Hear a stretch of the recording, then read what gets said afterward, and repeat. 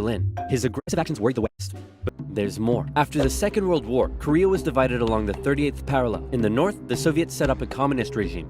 In the south, America set up an anti-communist regime. Both were led by very sweet-looking old men, but don't let that deceive you. They were both ruthless dictators, and both dreamed of reuniting Korea under their own regime. Now that he had the bomb, Stalin was feeling a little more cocky, and he finally gave Kim permission to attack. The North launched a surprise invasion of the South on June 25, 1950. With Soviet aid, the North Koreans steamrolled through, taking Seoul in just 3 days and replacing one ruthless dictator with another.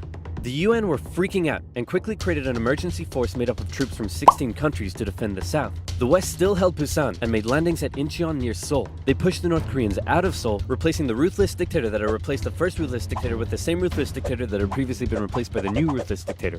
And the West then continued all the way up the Korean peninsula. At this point, China was getting worried that the UN may just keep going. The US had sent this guy to lead the operation. After winning the Pacific theater of World War II, General Douglas MacArthur's head was big and his balls were bigger. He reassured President Truman that there was absolutely no way at all that the Chinese would. He was going towards the military, not the people. Life under communism was still as hard as ever, and Berlin remained a thorn in the Soviet side. The contrast between the economically prosperous West and the struggling East was clearer day by day, and East Berliners were still able to freely travel to the West. Now, many of them were deciding to stay there. Millions defected to West Germany via West Berlin, causing Eastern factories to lose workers and taking a heavy toll on the economy. Soviet leaders decided this couldn't continue any longer. First, Khrushchev tried this: leave West Berlin, or else. Or else what?